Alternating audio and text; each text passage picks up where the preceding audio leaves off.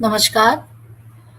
मंगल भाव 24 के इस मंच पे आज एक बार फिर से आप सभी का मैं बहुत-बहुत स्वागत करती हूँ।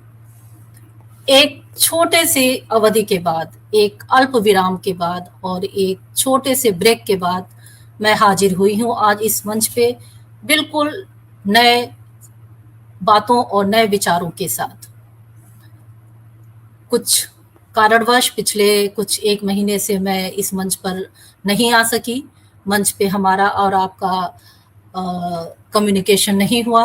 मैं अपने विचारों और अपने मेहमानों के साथ आपके समक्ष उपस्थित नहीं हो सकी। कभी-कभी ब्रेक अच्छे होते हैं, वैसे तो ये समर ब्रेक है, समर ब्रेक बहुत ज़रूरी है, लाइफ में ब्रेक बहुत ज़रूरी है।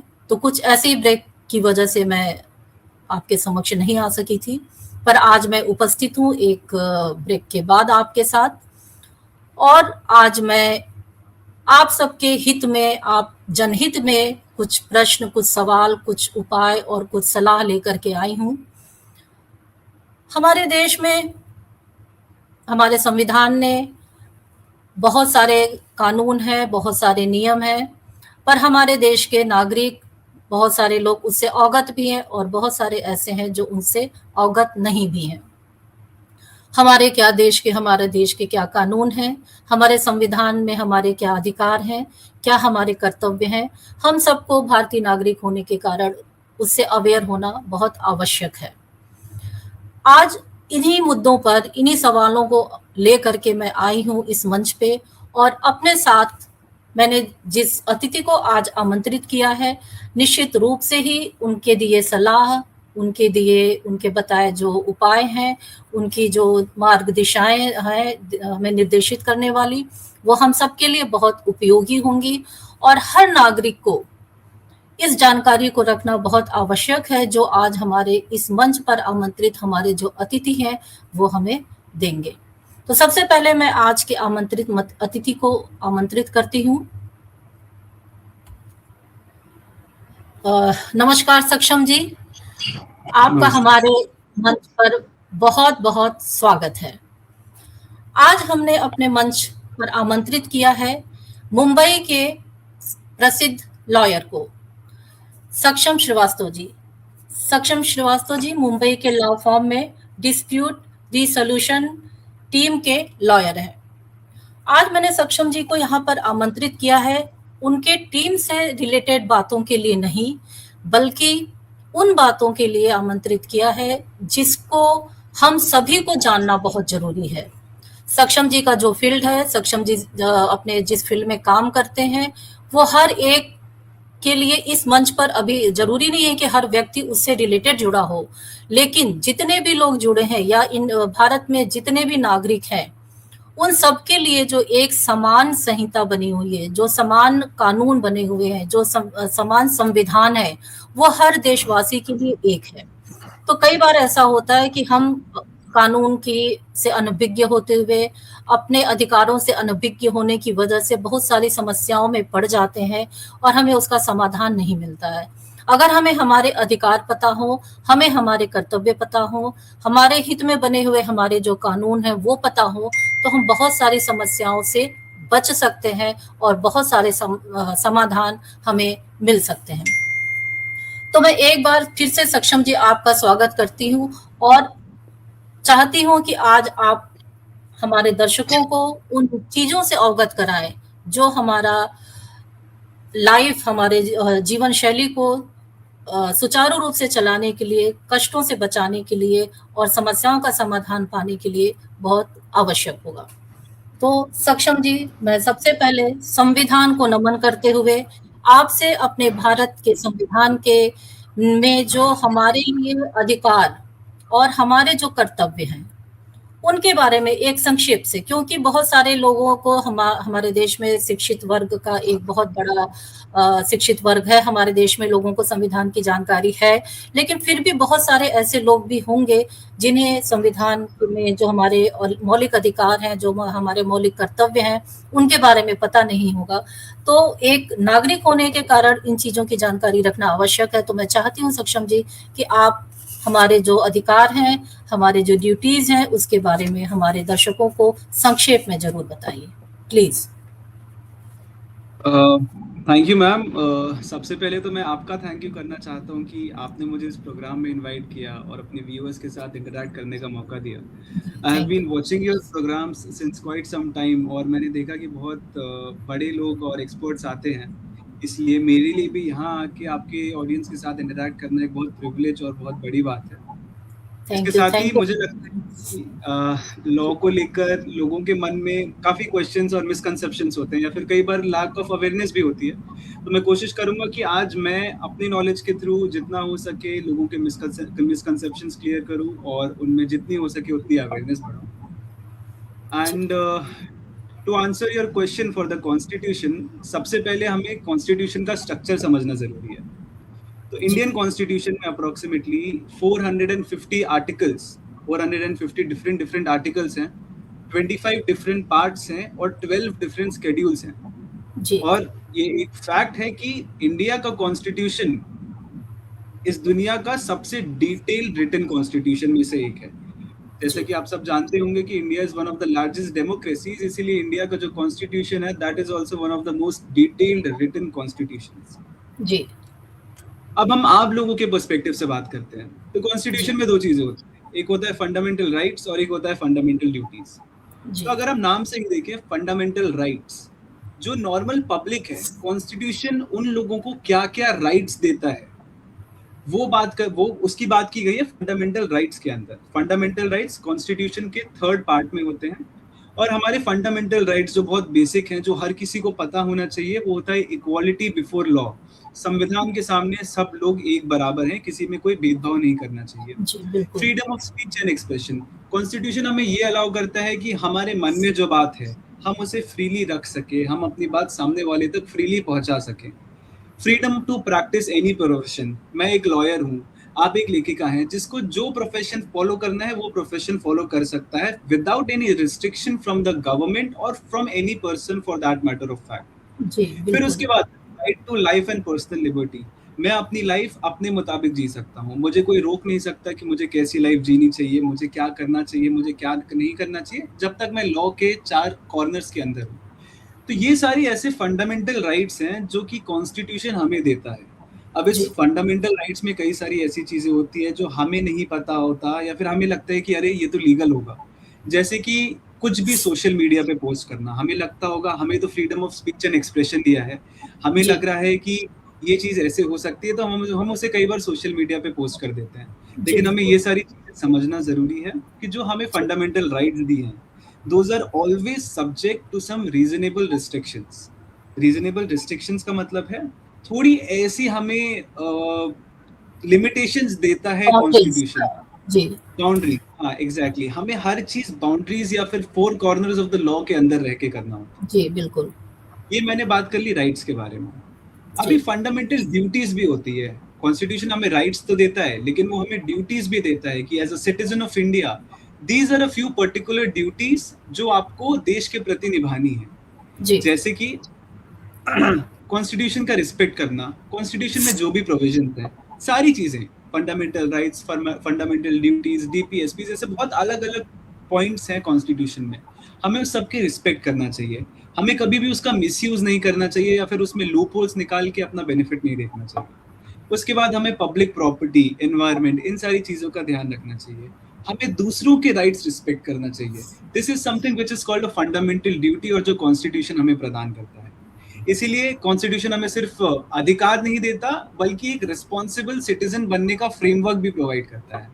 तो जी, इसी तरह मुझे लगता है कि आपको समझ आया होगा कि कॉन्स्टिट्यूशन कैसे एक इंडिविजुअल की वेलबींग और लाइफ को रेगुलेट करता है, और बहुत अच्छे तरीके से ड्राफ्टेड है क्योंकि वो सब चीजें कवर करता है। जी, बहुत बहुत अच्छी बात बताई आपने। और हालाँकि ये बात पता मतलब मैक्सिमम लोगों को होगी, लेकिन फिर भी एक बहुत बड़ा ग्रुप है ऐसा हमारे देश में अभी भी होगा ज़रूर, जिनको नहीं पता है कि हमारे कुछ अधिकार और हमारे कुछ ड्यूटीज़ दोनों ही हैं। हम गवर्नमेंट से, अपने देश से अगर कुछ चाहते हैं कि हमें मिले, तो हमारी कुछ ड्यूटीज़ भी हैं कि हम उन्हें रिटर्न भी दें, और एक बाउंड्रीज़ के अंदर रह करके, सीमाओं के अंतर्गत रह के ही हम किसी चीज़ को दे भी सकते हैं और किसी चीज़ को ले भी सकते हैं। बहुत अच्छी तरह एक्सप्लेन किया सक्षम जी आपने। अब हम बात करेंगे सक्षम जी, जो आम जनता के साथ ये संविधान में जो लिखी हुई चीज़ें हैं, उनका तो हम पालन करते ही करते हैं। कई बार हमारे देश में समस्याएँ आती हैं, लोगों के सामने समस्याएँ आती हैं, उसके लिए उन्हें पुलिस से संपर्क करना पड़ता है, कानून के शरण में जाना पड़ता है। तो एक बड़ा सिंपल सा क्वेश्चन है, देखने सुनने में तो बड़ा सिंपल सा लगता है, लेकिन आम तौर पे इसके बीच में क्या डिफरेंस है लोगों को नहीं पता है। वो पता मैं जानना चाहती हूँ आपके माध्यम से कि एफआईआर दर्ज कराने में और कंप्लेंट दर्ज कराने में क्या फ़र्क है? आमतौर पे लोग समझते हैं ये दोनों ही एक ही चीज़ है, कि हमने कोई शिकायत दर्ज करानी, कंप्लेंट दर्ज करा दिया। बट क्या एफआईआर और कंप्लेंट दर्ज कराना दोनों अलग-अलग चीज़ें हैं? अगर अलग-अलग हैं तो दोनों में क्या फ़र्क है? ठीक है, thank you for this question. और मेरा ये मानना है कि ये बहुत एसेंशियल है समझना कि कंप्लेंट और एफआईआर कैसे अलग होती हैं। ये दोनों बहुत अलग-अलग चीज़ें हैं, और जब तक हम ये नहीं जान सकते, हम अपने लीगल राइट्स को प्रॉपर्ली एक्सरसाइज भी नहीं कर सकते। तो पहले ये समझना ज़रूरी है कि एफआईआर एक कंप्लेन से शुरू होती है, लेकिन हर कंप्लेन एफआईआर में कन्वर्ट नहीं होती। या फिर मैं आपको और अगर ईजी लैंग्वेज में समझाऊं, तो एफआईआर का मतलब होता है फर्स्ट इन्फॉर्मेशन रिपोर्ट, और एक कंप्लेन का मतलब होता है एक नॉर्मल कंप्लेन जो हम पुलिस स्टेशन में दर्ज करते हैं। जैसे कि आप मानिए, जब कोई व्यक्ति पुलिस के पास जाकर किसी इंसिडेंट की इंफॉर्मेशन देता है, तो उसे हम आम भाषा में पुलिस कंप्लेन बोल सकते हैं। और उस कंप्लेन के बेसिस पे पुलिस थोड़े चीजें कर सकती है, थोड़े एक्शंस ले सकती है, जैसे प्रिलिमिनरी इंक्वायरी कर लेना, या फिर पार्टीज से बात करना, या फिर रिकॉर्ड्स वेरीफाई करना, या फिर लोगों से पूछताछ करना। लेकिन अगर जो कंप्लेन है उसके बेसिस पे पुलिस को लगता है कि ये एक कॉग्निजेबल ऑफेंस है, तो वो एफआईआर रजिस्टर करते हैं। लेकिन अब इधर बात आती है कि कॉग्निजेबल ऑफेंस क्या होता है। एक कॉग्निजेबल ऑफेंस ऐसा ऑफेंस होता है जो थोड़ा सा सीरियस नेचर का, जैसे मर्डर हो गया या फिर कोई बहुत बड़ा फाइनेंशियल फ्रॉड हो गया, इन सबको हम कॉग्निजेबल ऑफेंस कहते हैं। तो अगर पुलिस का ये मानना है कि ये कोई कॉग्निजेबल ऑफेंस है जिसकी एक कंप्लेन रजिस्टर हो रही है, तो वो कंप्लेन एक एफआईआर में कन्वर्ट हो सकती है। और जो एफआईआर यानी कि फर्स्ट इन्फॉर्मेशन रिपोर्ट होती है, वो एक फॉर्मल लीगल डॉक्यूमेंट होता है जो कि मजिस्ट्रेट के सामने भी प्रेजेंट करना पड़ता है, और ये गवर्न होता है भारतीय न्याय सुरक्षा संहिता के थ्रू। तो भारतीय न्याय सुरक्षा संहिता इंडिया के 3 क्रिमिनल लॉज हैं, उनका एक पार्ट है, एक एक्ट है। उसका सेक्शन 173 हमें बताता है कि अगर कोई भी कॉग्निजेबल ऑफेंस होता है, तो उन केसेस में पुलिस को एक एफआईआर रजिस्टर करना मैंडेटरी होता है। एफआईआर रजिस्टर होने के बाद पुलिस अपनी इन्वेस्टिगेशन शुरू कर सकती है, और जो भी प्रोविजंस ऑफ लॉ हैं, जो भी अलग अलग पुलिस को पावर्स दी गई हैं, उनको एक्सरसाइज कर सकती है। तो अगर मैं इसको कंक्लूड करूं, तो सिंपल लैंग्वेज में कंप्लेन पुलिस को इन्फॉर्मेशन देने का पहला स्टेप होता है, और उस कंप्लेन के बेसिस पर इंक्वायरी हो सकती है या एफआईआर रजिस्टर हो सकती है। एफआईआर क्रिमिनल इन्वेस्टिगेशन की ऑफिशियल शुरुआत को भी कह सकते हैं। जी, बहुत अच्छा, बहुत अच्छी तरह एक्सप्लेन किया आपने इस चीज़ को, जो कि आम तौर पे आम लोगों के लिए एक बड़ा सिंपल सा, मतलब ऐसा लगता था कि ये दोनों एकदम एक ही चीज़ है, कि कंप्लेन कर दिया कि नहीं कर दिया। लेकिन कंप्लेन करना और एफआईआर करना दोनों 2 चीज़ें हैं, और ये आपने बहुत अच्छी तरह बताया, लोगों को ये चीज़ें समझ में आई होंगी। अब एक और बड़ी साधारण सी बात है, आम जनता पुलिस का नाम सुनते ही डर जाती है। वो घबरा जाती है कि कहाँ कौन-सी गलती हो गई हमसे, क्या हो गया, क्यों पुलिस ने बुलाया या क्यों पुलिस के सामना करना पड़ रहा है हमें। तो एक डर आम जनता के मन में होती है पुलिस के नाम से। तो कभी भगवान न करे किसी को अगर पुलिस के संपर्क में जाना पड़ता है, थाने में जाना पड़ता है, या कहीं और किसी वजह से उनसे किसी तरह का कन्वर्सेशन करना पड़ता है, तो ऐसी कौन-सी जानकारियाँ उनके पास हो सकती है, उनके कौन से बेसिक राइट्स ऐसे हैं, जिनका उनको ख्याल रखना चाहिए उनसे बात करते समय, उनसे किसी चीज़ पे चर्चा करते या उन्हें कोई इन्फॉर्मेशन देते और लेते समय? ठीक है, ये भी बहुत अच्छा क्वेश्चन है। मैं एक चीज अपने साइड से बताना चाहूंगा कि as a part of my profession, I have interacted to various police officers. तो मेरा ये बहुत स्ट्रांग ओपिनियन है कि जो पुलिस है वो हमारी ही सेवा के लिए है। They are for us, and they are in all the capacities, in all capabilities, serving us in the best manner जी, पॉसिबल। वो जी, हर बिल्कुल। तरीके से हमारी हेल्प करने की कोशिश करते हैं, तो उनसे डरने की कोई जरूरत नहीं है। पुलिस जी, हमारे बिल्कुल। लिए है। अगर हम हर चीज लॉ के एम्बिट में रह के करेंगे, पुलिस के प्रोसेस में कोई हिंड्रेंस नहीं करेंगे, तो police will always act in our best interest. जी, बिल्कुल। अब अगर मैं राइट्स के बारे में बात करूं कि पुलिस से इंटरैक्ट करते हुए क्या राइट्स होने चाहिए, तो एक चीज पहले मैं और क्लैरिफाई कर दूं कि पुलिस इंक्वायरी होना और पुलिस के थ्रू अरेस्ट होना दोनों बहुत अलग चीजें होती हैं, बहुत अलग एस्पेक्ट्स होते हैं लॉ के। ओके। अगर पुलिस आपसे कोई क्वेश्चनिंग कर रही है, इसका ये मतलब नहीं है कि आप पुलिस ने आपको डिटेन कर लिया है, फिर पुलिस ने आपको अरेस्ट कर लिया है। आप पुलिस को पता होता है कि आप गिल्टी नहीं है, फिर भी वो आपसे क्वेश्चनिंग कर सकते हैं, क्योंकि this is a part of the investigation. तो अगर पुलिस आपसे क्वेश्चनिंग कर रही है या इंफॉर्मेशन मांग रही है, तो उस केस में आपको रिस्पेक्टफुली कोऑपरेट करना चाहिए, और आपको ये जानने का हमेशा अधिकार रहता है कि पुलिस आपसे किस मैटर में बात कर रही है। अगर पुलिस आपसे क्वेश्चनिंग करती है तो ये आपका लीगल राइट है that you can ask the police that why am I being question and by what authority am I being question. Okay. उसके बाद अगर किसी व्यक्ति को अरेस्ट किया जाता है, पुलिस के पास कोई भी रीजनेबल ग्राउंड हो ये बिलीव करने का कि वो बंदा उस पर्टिकुलर पर्सन ने कुछ किया है जिसके ग्राउंड पे उसको अरेस्ट कर सकते हैं, तो पुलिस उसको डेफिनेटली अरेस्ट कर सकती है। बट उस अरेस्टेड पर्सन के पास ये राइट होना चाहिए कि उसको बताया जाए कि वो क्यों अरेस्ट हो रहा है। फिर उसको एक फोन कॉल का अधिकार हो सकता है, वो किसी को भी फोन कर सकता है, वो फोन कर सकता है अपने रिलेटिव को, अपने फ्रेंड को, या फिर अपने लॉयर्स को। और पुलिस के पास ये भी ऑप्शन रहता है कि पुलिस एक बार उसको पुलिस स्टेशन में ले जाए, तब तक पुलिस क्वेश्चनिंग नहीं कर सकती जब तक उस अक्यूज का, उस अरेस्टेड पर्सन का लॉयर उसके साथ प्रेजेंट ना हो। और एक और चीज जानना बहुत इंपॉर्टेंट है कि पुलिस के द्वारा, पुलिस के इन्वेस्टिगेशन के द्वारा दिया हुआ कोई भी स्टेटमेंट कोर्ट में एडमिसिबल नहीं होता है। ओके। स्टेटमेंट वही एडमिसिबल होता है जो एक मजिस्ट्रेट के सामने दिया जाता है। फिर मैं बस ये कहना चाहूंगा कि पुलिस इन्वेस्टिगेशन के द्वारा कभी भी पैनिक नहीं करना चाहिए, हमेशा काम रहना चाहिए और हमेशा कोऑपरेटिव रहना चाहिए, क्योंकि जितना आप सिचुएशन को टेंस और कॉम्प्लिकेट करेंगे, पुलिस भी आप पे उतना ज्यादा डाउट करेंगे। तो मेरा सिंपल एडवाइस है, आप अपने राइट्स जानिए, लेकिन साथ ही लॉफुल इंस्ट्रक्शंस के साथ कोऑपरेट कीजिए। राइट्स और रिस्पॉन्सिबिलिटीज दोनों साथ साथ चलते हैं, तो दोनों का बैलेंस होना बहुत जरूरी है। जी, बहुत अच्छी बात बताई आपने। एक क्वेश्चन और मन में आ रहा था आपकी ये बातें सुन करके कि क्या क्वेश्चनिंग के दौरान पुलिस को मोबाइल चेक करने का अधिकार है? अगर वो सामने वाला का मोबाइल लेकर के चेक करना चाहे, तो क्या इसका राइट है? ये आजकल बहुत एक कॉमन सवाल है, लेकिन सबसे पहले ये हमें मेंशन करना इम्पोर्टेंट है कि मोबाइल फ़ोन में हमारा personal photographs, messages, emails, banking information, ये सारी काफ़ी प्राइवेट डेटा होती है। और जैसे कि मैंने आपको सबसे पहले बताया जब हम कॉन्स्टिट्यूशन के बारे में बात कर रहे थे, कि राइट टू प्राइवेसी हमें आर्टिकल 21 कॉन्स्टिट्यूशन प्रोवाइड करता है। लेकिन इसके साथ ही पुलिस के पास ये भी पावर रहती है कि वो इन्वेस्टिगेशन के दौरान हमारे मटेरियल को सर्च एंड सीज कर सकती है। तो मैं इसका आंसर आपको 2 स्टेप में देना चाहूंगा। सबसे पहले, अगर पुलिस के पास कोई रीजनेबल ग्राउंड नहीं है ये बिलीव करने का कि आप किसी भी चीज,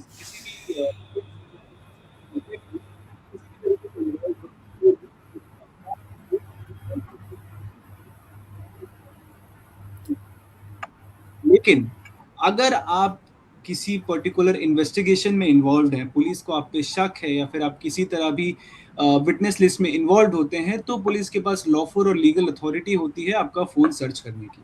लेकिन अगेन, ये फैक्ट्स ऑफ द सिचुएशन पे बहुत डिपेंड करता है। मैं यहाँ बिना फैक्ट्स एनालाइज किए, या फिर कोई भी lawyer for that matter of fact बिना फैक्ट्स एनालाइज किए ये नहीं बता सकता है कि इस केस में पुलिस आपका फोन चेक कर सकती है या नहीं कर सकती, क्योंकि ये बहुत डिपेंडेंट है फैक्ट्स ऑफ द मैटर पे। जी, बहुत धन्यवाद आपका सक्षम जी। अब कुछ क्वेश्चंस मैं कंज्यूमर्स की ओर से आपसे जरूर करना चाहूंगी, क्योंकि कंज्यूमर्स के भी बहुत सारी प्रॉब्लम्स होती हैं। आजकल ऑनलाइन शॉपिंग बहुत ज़्यादा जोर पे है, घर बैठे शॉपिंग की जाती है, बिना देखे हम किसी भी प्रोडक्ट के लिए ऑर्डर कर देते हैं, प्रोडक्ट हमारे घर में आता है, हम पेमेंट कर चुके होते हैं, और प्रोडक्ट आने के बाद हम देखते हैं कि प्रोडक्ट में कुछ खराबी है, कुछ खामियां हैं। तो ऐसे में कंज्यूमर्स बहुत ज़्यादा परेशान हो रहे हैं कई जगहों पे। ऐसा नहीं है कि हर जगह, लेकिन कई बार उनको सामना करना पड़ जाता है। और ऑनलाइन शॉपिंग की बात ना करें, अगर हम मार्केट में जाकर के भी शॉपिंग करते हैं, तो भी ये सामना कई बार करना पड़ता है कि प्रोडक्ट हमें खराब मिल जाता है। उसके बाद शॉपकीपर या वेंडर जो है इस बात को एक्सेप्ट नहीं करते हैं कि हमारा प्रोडक्ट खराब था। उनका कहना होता है कि प्रोडक्ट आपके पास जाने के बाद से खराब हुआ है। तो ऐसे टाइम में अगर कोई डिफेक्टिव प्रोडक्ट हमें मिल जाता है और वेंडर या शॉपकीपर इस बात के लिए नहीं तैयार होते हैं, अपनी गलती नहीं मानते हैं, तो ऐसे में कंज्यूमर के पास क्या कोई सॉल्यूशंस हैं या कोई लॉ है उनके फेवर में, जिससे वो कुछ अपने फायदे के लिए स्टेप उठा सकें? जी हाँ, बिल्कुल। इंडिया में कंज्यूमर प्रोटेक्शन एक्ट ऑफ 2019 हमें बहुत राइट्स प्रोवाइड करता है इस केसेस में।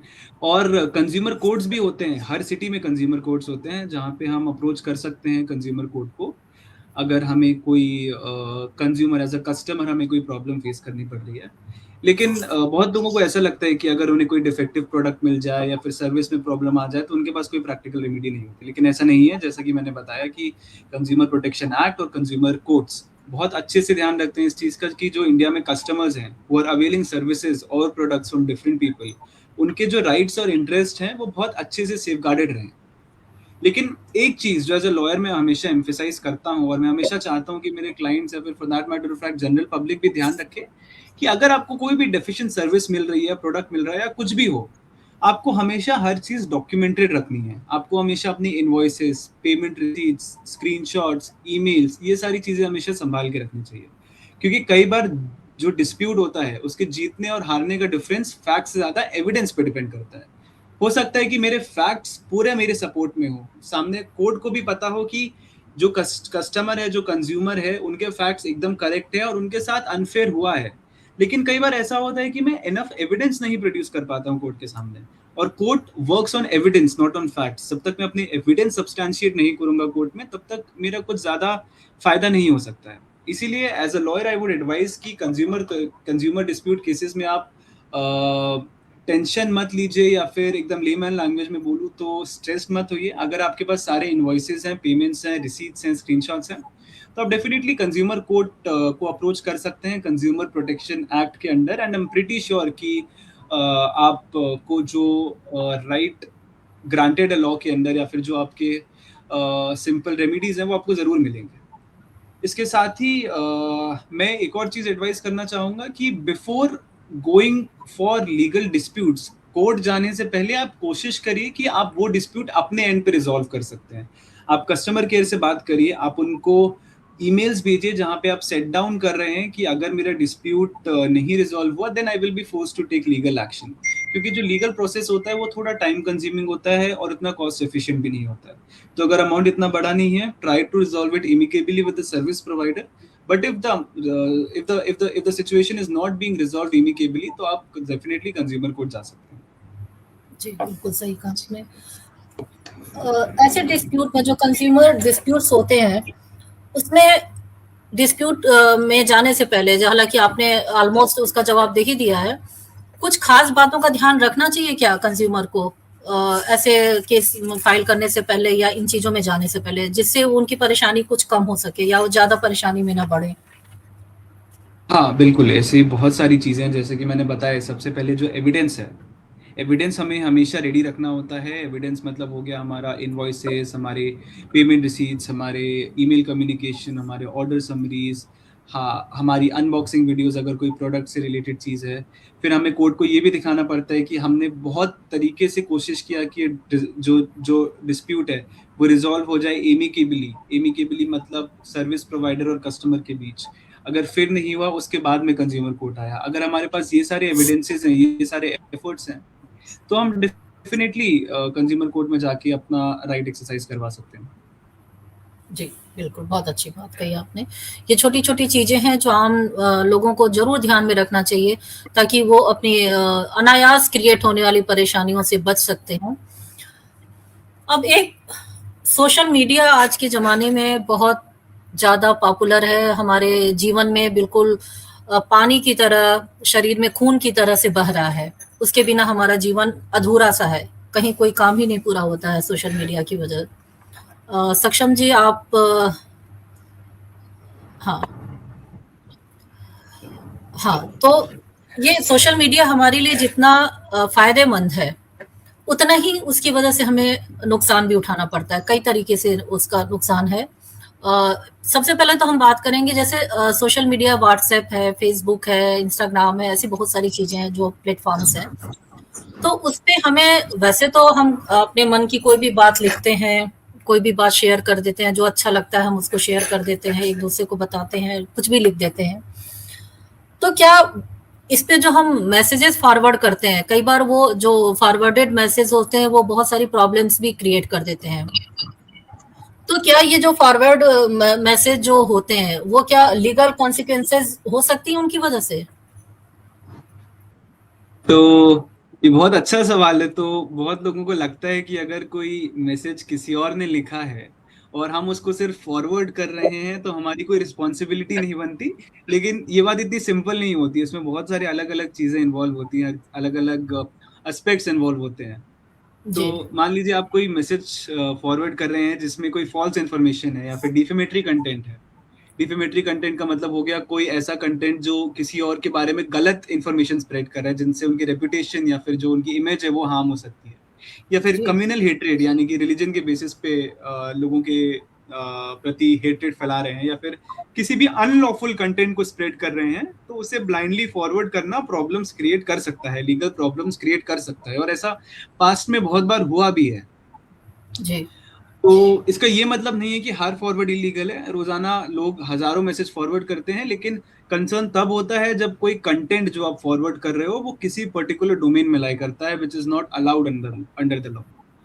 तो जी। फॉरवर्ड करना मैसेज, आपका क्वेश्चन आंसर करने के लिए, मैसेज फॉरवर्ड करना हमेशा इलीगल नहीं होता। लेकिन अगर जो मैसेज आप फॉरवर्ड कर रहे हैं उसमें कुछ ऐसा कंटेंट है जो या तो ऑब्सीन है, या फिर किसी तरीके की हेट्रेड स्प्रेड कर रहा है, या फिर किसी भी तरीके से पब्लिक नेशनल सिक्योरिटी या फिर पब्लिक वेलबींग को हार्म कर रहा है, तो वो एट टाइम्स इलीगल हो सकता है और उसके लिए हमें पीनल कॉन्सिक्वेंसेस भी फेस करने पड़ सकते हैं।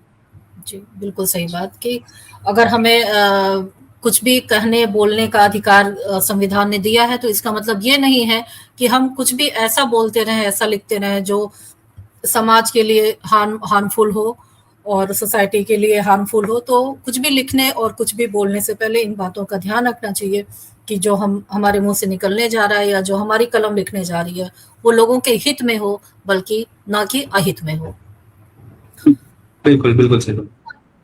हम कानून की बात करें और महिलाओं की बात ना करें तो ऐसा लगता है कि कहीं कुछ अधूरा सा रह जाता है, क्योंकि कानून की आवश्यकता महिलाओं को समय समय पर पड़ती रहती है और महिलाओं के हित के लिए, महिलाओं के सुधार के लिए, महिलाओं के संरक्षण के लिए बहुत सारे कानून बनाए भी गए हैं।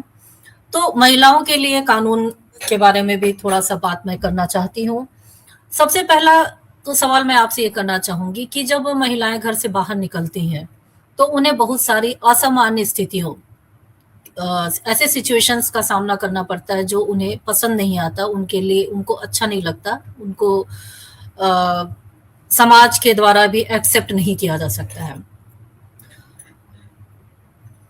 कुछ जो मिसबिहेव जो उनके वर्क प्लेस पे उनके साथ जो मिसबिहेव होते हैं, उत्पीड़न जिसको कहते हैं, अगर इसका सामना करना पड़ता है तो फिर ऐसे में महिलाएं क्या कर सकती हैं, कहाँ जा सकती हैं, उनको शिकायत करने के लिए कौन सा प्लेटफॉर्म है उनके लिए जो उनकी मदद इस बारे में कर सके?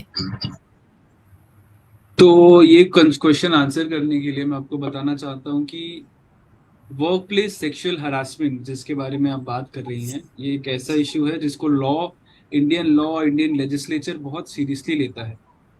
इंडिया में इसके लिए sexual harassment of women at work place, posh act करके एक एक्ट है जो लागू होता है। तो इस लॉ के अंडर जो एम्प्लॉयर है कंपनी का, जो कंपनी का एम्प्लॉयर है, उसकी रिस्पॉन्सिबिलिटी होती है कि वो वर्क प्लेस को सेफ रखे और प्रिस्क्राइब थ्रेशोल्ड के ऊपर, मतलब जिस कंपनी में एक पर्टिकुलर अमाउंट ऑफ लोग से ज्यादा होते हैं उधर एक इंटरनल कमिटी कॉन्स्टिट्यूट की जाती है। तो मैं अगर आपको एकदम सिंपल टर्म्स में बताऊं, तो अगर एक कंपनी है जिसमें 150 एम्प्लॉयज हैं, जिसमें से कुछ महिलाएं होंगी और कुछ मेल होंगे, वैसी कंपनी में एक इंटरनल कमिटी कॉन्स्टिट्यूट होती है पॉश एक्ट के अंडर। पॉश एक्ट मतलब prevention of sexual harassment at work place. ये इंटरनल कमिटी का काम होता है कि अगर कोई विमेन है जो वर्क प्लेस पे कोई भी sexual remarks, sexually coloured remarks हो गया, या फिर अनवेलकम बिहेवियर हो गया, या फिर किसी भी अनकंफर्टेबल सिचुएशन की प्रॉब्लम फेस कर रही है, तो वो लड़की जाके एक ऐसी इंटरनल कमिटी में अनोनिमस कंप्लेन रजिस्टर करवा सकती है। और फिर उस इंटरनल कमिटी का काम रहता है कि वो इन्वेस्टिगेट करें इस मैटर पे। वो लोग ब्लाइंडली एक कंप्लेन पे ट्रस्ट नहीं करते हैं, लेकिन वो लोग इन्वेस्टिगेट करते हैं on basis of that complaint which has been filed. And basis that complaint, अगर इन्वेस्टिगेशन में ये प्रूव होता है कि किसी ने एक्चुअली कुछ ऐसा किया है, कोई सेक्सुअली कलर्ड रिमार्क या फिर किसी भी तरीके से एक वुमेन पे सेक्सुअली या फिर अदरवाइज कोई भी इरेगुलर चीज की है, तो उसके अगेंस्ट स्ट्रिक्ट एक्शन ले सकते हैं अंडर द पॉश एक्ट। और कई बार ऐसा भी होता है कि पॉश एक्ट अगर किसी पे लग जाए तो उस मेल या फीमेल जो भी है उस पे बहुत पीनल कॉन्सिक्वेंसेस भी हो सकते हैं, and he can also lose his job from that particular firm और प्लेस। तो टू कंक्लूड, हाँ, इंडिया में लॉज हैं पॉश एक्ट स्पेसिफिकली, और पॉश एक्ट के अंडर इंटरनल कमिटीज कॉन्स्टिट्यूट होती हैं जो इस चीज का बहुत अच्छे से ध्यान रखती हैं कि कोई भी वुमेन किसी भी तरीके का हरासमेंट वर्क प्लेस पे नहीं फेस करे। जी बिल्कुल। अब महिलाओं से रिलेटेड मेरा दूसरा सवाल है आपसे, जो डोमेस्टिक वायलेंस है, तो डोमेस्टिक वायलेंस क्या फिजिकल वायलेंस है उसी को मानते हैं, या इमोशनल वायलेंस, इकोनॉमिकल वायलेंस, ये सारी चीजें भी डोमेस्टिक वायलेंस के अंतर्गत आती हैं? क्योंकि जो फिजिकल वायलेंस है वो तो हम शो कर सकते हैं, दिखा सकते हैं, उसके चोट के निशान है वो प्रूव कर सकते हैं, बट जो इमोशनल वायलेंस है या जो इकोनॉमिकल वायलेंस है, बहुत सारी लेडीज डिपेंड होती हैं अपने घर में, पुरुषों के ऊपर डिपेंड करती हैं कि हाँ उनसे हमें पैसे मिलेंगे तो हम घर के अपने खर्चे चला सकते हैं। तो ये भी एक तरह का वायलेंस है कि आप उनको एक पैसा भी नहीं देते हैं उनके हाथ में, तो ये भी एक वायलेंस है। इमोशनल वायलेंस है कि इमोशनली उनको इतना टॉर्चर किया जाता है जो वो किसी को दिखा नहीं सकती है। तो क्या ये सारी चीजें भी डोमेस्टिक वायलेंस के अंतर्गत आती हैं, या सिर्फ फिजिकल वायलेंस ही डोमेस्टिक वायलेंस माना जाता है? नहीं, तो ये लोगों का बहुत बड़ा मिसकंसेप्शन होता है कि डोमेस्टिक वायलेंस सिर्फ फिजिकल वायलेंस होता है। लेकिन जो डोमेस्टिक वायलेंस एक्ट है या फिर जो डोमेस्टिक वायलेंस टर्म है वो एक बहुत ब्रॉड टर्म, उसमें बहुत अलग अलग चीजें कवर होती है। तो जैसे कि आपने कहा, डोमेस्टिक वायलेंस में फिजिकल वायलेंस के अलावा verbal abuse, emotional abuse, economic abuse, sexual abuse, ये सब डोमेस्टिक वायलेंस में कवर होता है। और ऐसा ज़रूरी नहीं है कि मैं इकोनॉमिक अब्यूज़ को प्रूव नहीं कर सकता कोर्ट में। मेरे पास बहुत अलग-अलग तरीके हैं इकोनॉमिक अब्यूज़ को भी प्रूव करने के या फिर इमोशनल अब्यूज़ को प्रूव करने के। तो जो हमारे जजेस हैं, they are very learned and they have very good interpretation skills to understand what is happening in an household, और अगर कोई कंप्लेंट रजिस्टर हो रही है तो वो किस बेसिस पे रजिस्टर हो रही है। अगर मैं इकोनॉमिक अब्यूज़ की कंप्लेंट लेके जज के पास जाता हूँ तो जज के पास एक अलग क्राइटेरिया होता है, जिस क्राइटेरिया के बेसिस पे वो लोग ये डिटरमाइन कर सकते हैं कि is someone actually being a victim of economic abuse और not. Similarly, emotional abuse or sexual abuse हो गया, we can always determine through the facts of the given case if a person is being victimized because of emotional abuse or sexual abuse. और law सिर्फ husband wife के नहीं, इसके अलावा भी बहुत सारे डोमेस्टिक रिलेशनशिप्स को भी रिकॉग्नाइज करता है। लेकिन सबसे इंपॉर्टेंट ये बात है कि इस लॉ का ऑब्जेक्टिव सिर्फ पनिशमेंट नहीं है। जरूरी नहीं है कि मैंने अगर इकोनॉमिक अब्यूज प्रूफ कर दिया तो मुझे पनिशमेंट मिलेगी। उसके बजाय मुझे court protection orders, resident related reliefs या फिर मॉनेटरी रिलीफ्स या फिर अन्य अलग अलग प्रकार के प्रोटेक्टिव रिलीफ्स भी मिल सकते हैं। तो इसीलिए अगर किसी व्यक्ति को डोमेस्टिक वायलेंस का सामना करना पड़ रहा है तो उसके पास लीगल प्रोटेक्शन और रेमेडीज दोनों अवेलेबल हैं, जिसमें मैं कोर्ट के पास जाके ये भी बोल सकता हूँ कि मेरे साथ ये इकोनॉमिक वायलेंस हो रहा है या फिर इमोशनल अब्यूज हो रहा है, और उसी के बेसिस पे कोर्ट मुझे रिलीफ ग्रांट करेगा। And I have faith in the judiciary that they are competent enough to understand if a complaint is a fraudulent complaint or it is something which is legitimate on the face of it, and basis which a relief has to be granted to the particular person or not. जी, आपका poster जब बनाया गया, poster जब मैंने post किया है, तो चूंकि हमारे साथ आज एक एडवोकेट जुड़ रहे थे तो हमारे पास बहुत सारे लोगों ने पर्सनल कुछ क्वेश्चंस भेज दिए कि आप सक्षम जी से हमारे इन प्रश्नों का जवाब लेकर के क्या बता सकती है। तो मैं ये जानना चाहूंगी सक्षम जी कि क्या इस प्लेटफॉर्म से आप लोगों के पर्सनल सवालों के, जैसे मैं एक सिंपल सा सवाल मेरे पास एक महिला ने भेजा था कि उनके पति अच्छा खासा कमाते हैं, अच्छी सैलरी है, अच्छा पैसा है, लेकिन वो अपनी पत्नी के हाथ में पैसे नहीं देते हैं, और घर में कोई भी आ जाए, कुछ भी हो जाए, पर वो उनके हाथ में किसी तरह का पैसा नहीं देखते, और बल्कि लोगों के सामने उनको ही गलत बताते हैं, गलत ही सिद्ध करना चाहते हैं कि मैं ही जो हूँ वो इस योग्य नहीं हूँ कि घर गृहस्थी ढंग से चला सके। तो क्या इस तरह के मैटर मैं आपसे यहाँ डिस्कस कर सकती हूँ? आप उसमें कुछ बोलना चाहेंगे या क्या कहना चाहेंगे ऐसी चीजों पे, अगर मैं आज ये सवाल आपसे करूँ तो?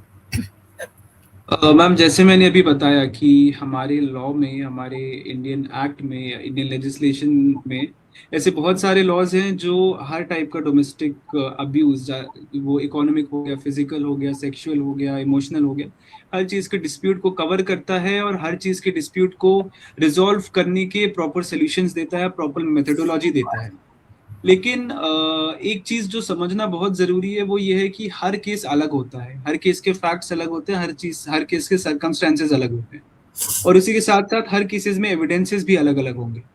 तो एक जेनेरिक प्लेटफॉर्म, एक जेनेरिक डिस्कशन में मैं बिना फैक्ट्स जाने, बिना क्लाइंट से बात किए ये नहीं बता सकता हूँ कि एक पर्टिकुलर डिस्प्यूट में उनकी क्या रेमेडी होगी या क्या कोर्स ऑफ एक्शन होना चाहिए, क्योंकि ये फिर मेरे क्लाइंट के लिए बहुत अनफेयर हो जाएगा कि मैं बिना पूरी बात जाने उनकी उनको सॉल्यूशंस दे रहा हूँ, क्योंकि हो सकता है मैं गलत हूँ, क्योंकि मुझे पूरा फैक्ट ही नहीं पता, मुझे सारी चीज़ों के बारे में नहीं पता। तो जैसे कि एक बहुत फेमस कहावत है कि कभी भी डॉक्टर से और वकील से कोई बात छुपानी नहीं चाहिए, क्योंकि वो आपके लिए नुकसानदायक होगा।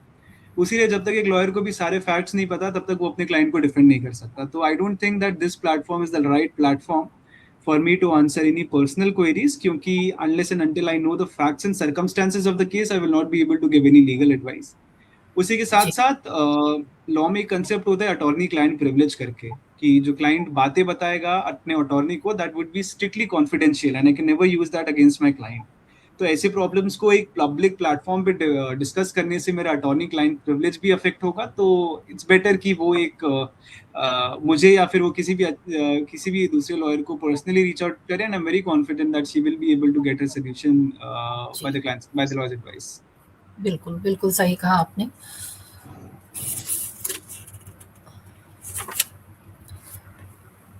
अक्सर रोड पे चलते चलते कई बार गाड़ी चलाने वालों से गलतियां हो जाती हैं, उन्हें चालान भरना पड़ता है।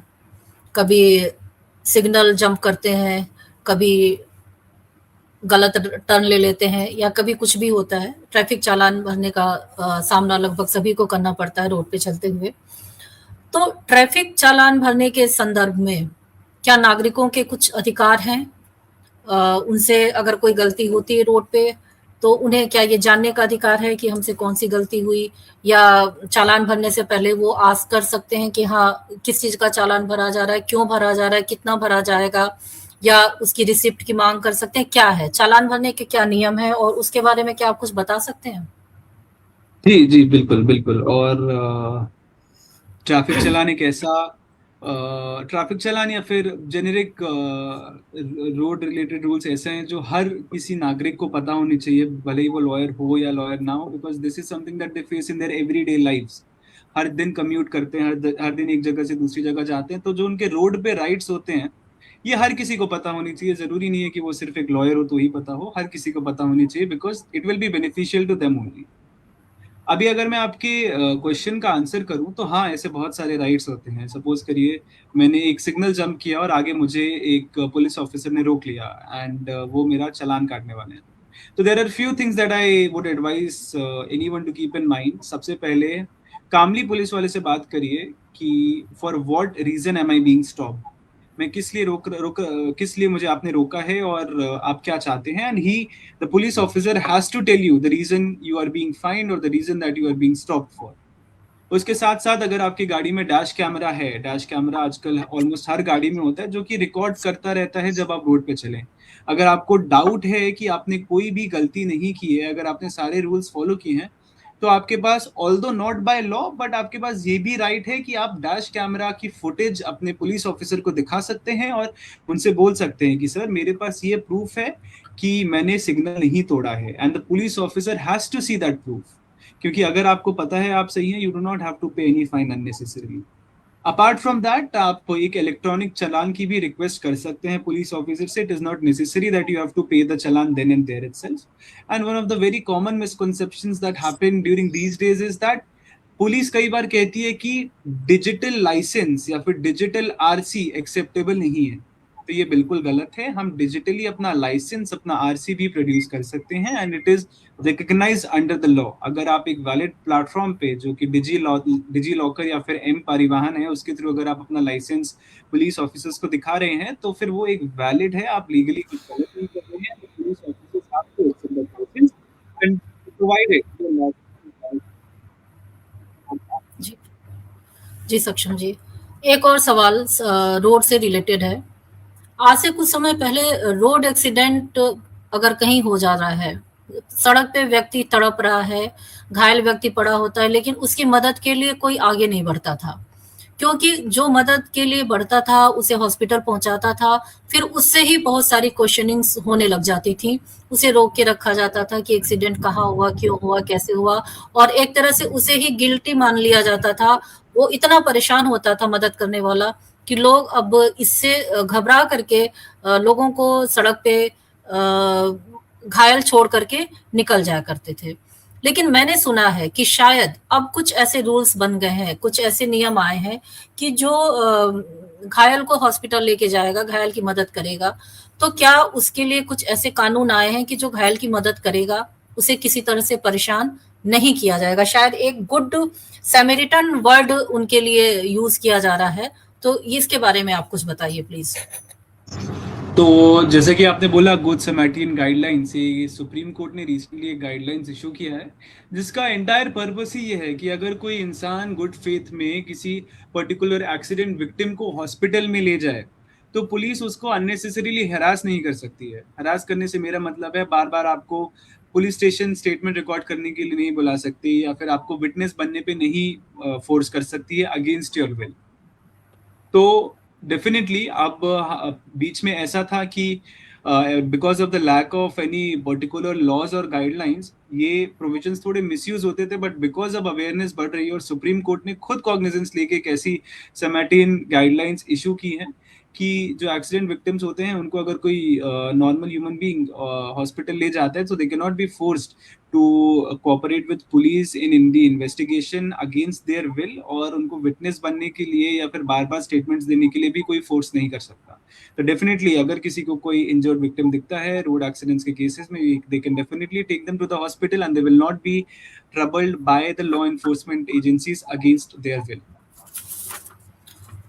सक्षम जी, आपने बहुत छोटी-छोटी बहुत इम्पोर्टेंट जानकारी दी है, जिससे लोगों को बहुत फ़ायदा होगा।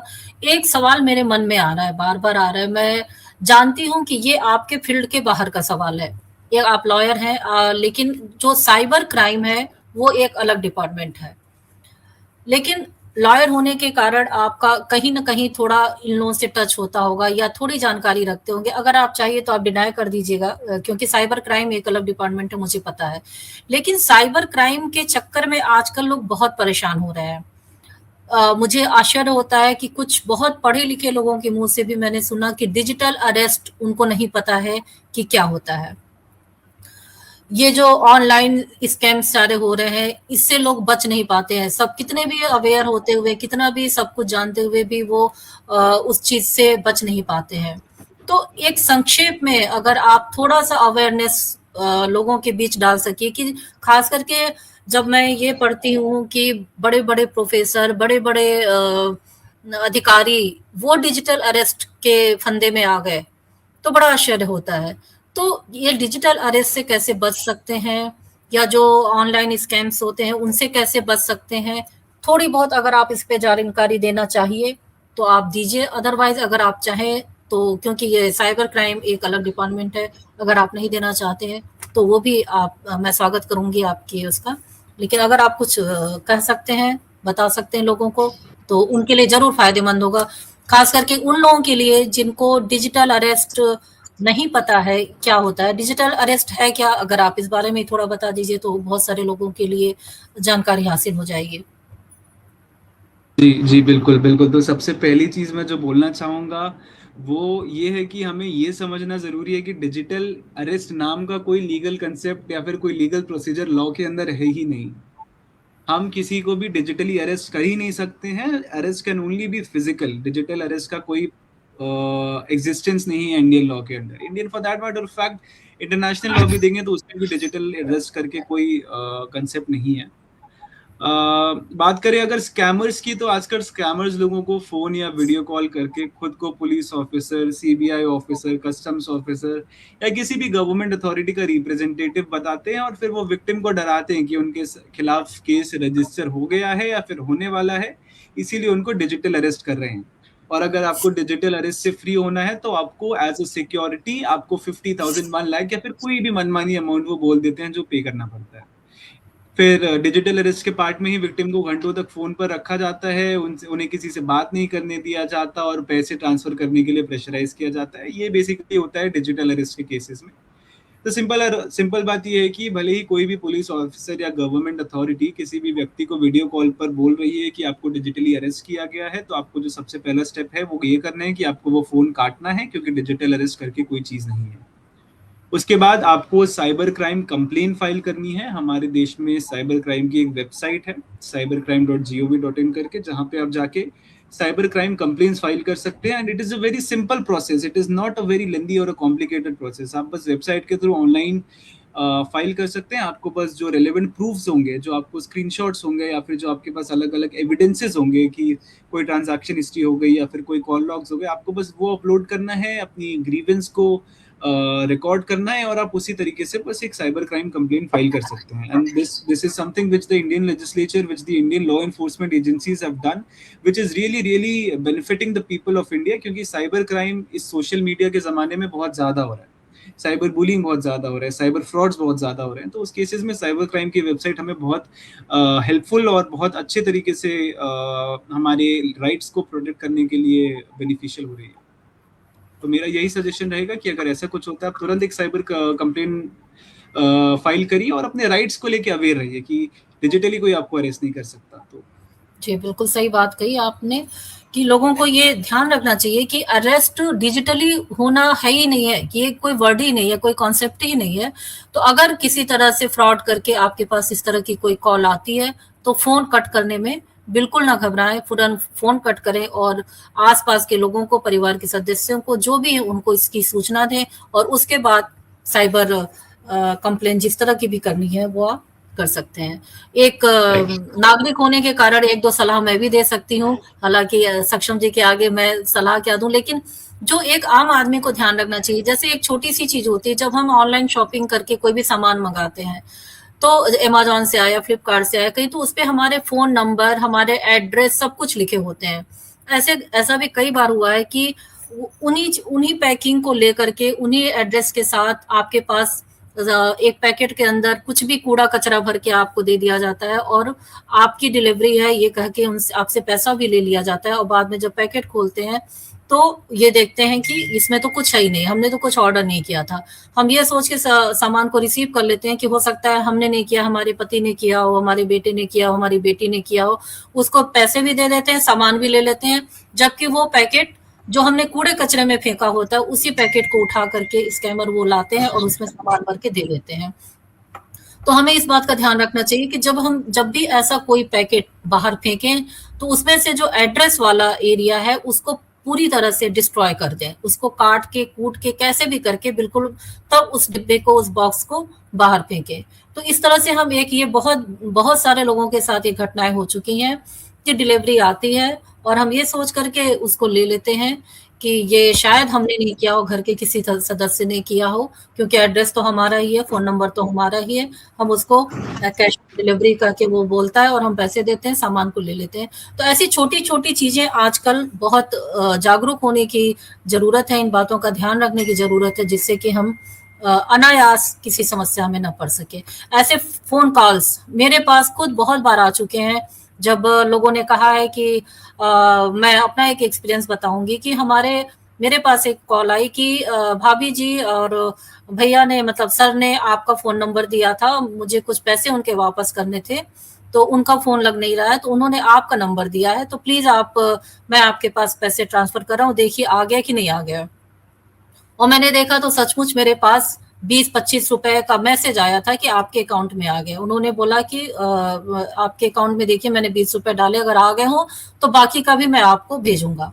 तो मैं अवेयर थी, मुझे पता था कि इस तरह का नहीं हो सकता है कि मेरे हस्बैंड पैसे के लिए मेरा नंबर किसी और को देंगे, तो मैं समझ गई कि ये हमारे साथ फ्रॉड हो रहा है। तो मैं आगे के लिए अलर्ट हो गई कि उसका फ़ोन आया तो मैंने उसको बुरी तरह डाँट लगाई और बोला कि आप अगर दोबारा ऐसा कॉल किया तो मैं पुलिस कंप्लेन करूँगी। तो ये नहीं, लेकिन बहुत सारे लोग उस मैसेज को देख कर के ये समझ जाते हैं कि अरे ये तो सचमुच पैसा आया, हो सकता है मेरे हस्बैंड ने मेरा नंबर दिया हो। तो ऐसे फिर हम अपनी सारी डिटेल उसको दे करके और अपने अकाउंट खाली करा लेते हैं। तो ऐसी छोटी-छोटी चीज़ों की जागरूकता कई बार हमें न्यूज़पेपर से भी मिलती है, लोगों से बात करके भी मिलती है और टीवी में समाचार सुन के। तो हमें लोगों के संपर्क में रहना चाहिए, लोगों के टच में रहना चाहिए, लोगों से बात करनी चाहिए, अपने साथ जो हुआ उसको शेयर करना चाहिए, दूसरों के साथ जो हुआ उसको सुनना चाहिए। इन एक्सपीरियंसेस से भी हम बहुत सारे कानून, बहुत सारे नियमों के बारे में जान सकते हैं और बहुत सारे जो ऐसे स्कैम्स होते हैं उससे बच सकते हैं। सक्षम जी, मैं आपका बहुत-बहुत धन्यवाद करूँगी। आपने अपना बहुत कीमती वक़्त निकाला और मुझे पता है कि आपका शेड्यूल वाक़ई बहुत टाइट है। मैं आपके मेहनत का क्या कहूँगी, मतलब मैंने आपकी मेहनत को देखा है, जाना है, समझा है। मुझे पता है कि आज भी आपने बहुत मुश्किल से समय निकाला था और मुझे समय दिया आपने। और मैं आज स्पेशल एपिसोड मैंने शनिवार को रखा था। आप सभी को पता है कि मेरा ये जो मंगल भाव का प्रोग्राम होता है वो मंगलवार को होता है, लेकिन मैंने सक्षम जी की सुविधा को देखते हुए, इनका समय अभाव देखते हुए शनिवार का दिन चूज किया था। और कार्यक्रम के अंत में आप सभी को ये बताते हुए मुझे बहुत खुशी होगी कि सक्षम श्रीवास्तव मेरे सुपुत्र हैं और इस बात का मुझे आज काफी गर्व महसूस हो रहा है कि मेरे इस मंच पे सक्षम आए और उन्होंने जनहित में आप सबके हित के लिए कुछ जानकारियां दी जो निश्चित रूप से सभी के लिए बहुत यूजफुल होगा। और मैं सक्षम को एक बार फिर से धन्यवाद कहती हूँ, आशीर्वाद देती हूँ और उसकी उन्नति के लिए प्रार्थना करते हुए आज के इस कार्यक्रम का समापन की अनुमति चाहती हूँ। तो सक्षम जी, आपका एक बार फिर से बहुत बहुत धन्यवाद। और मैं चाहूंगी कि ऐसे जो हमारे लीगल एडवाइस हैं, जो लोगों के हित के लिए है, देश के हित के लिए है, समाज के हित के लिए है, ऐसी नई जानकारी आप हमारे लोगों को देने के लिए दोबारा फिर हमारे मंच पर जरूर आइएगा। आपका बिल्कुल, बहुत मैं बहुत भी बहुत शुक्रिया अदा करता हूँ कि आपने मुझे ये प्लेटफॉर्म दिया ताकि मैं अपनी नॉलेज शेयर कर पाऊँ। एंड आई होप कि मैं वापस इस प्लेटफॉर्म पे आऊँ और नॉलेज और अपने इनसाइट्स शेयर कर पाऊँ। Thank you. थैंक यू, बहुत बहुत धन्यवाद आपका।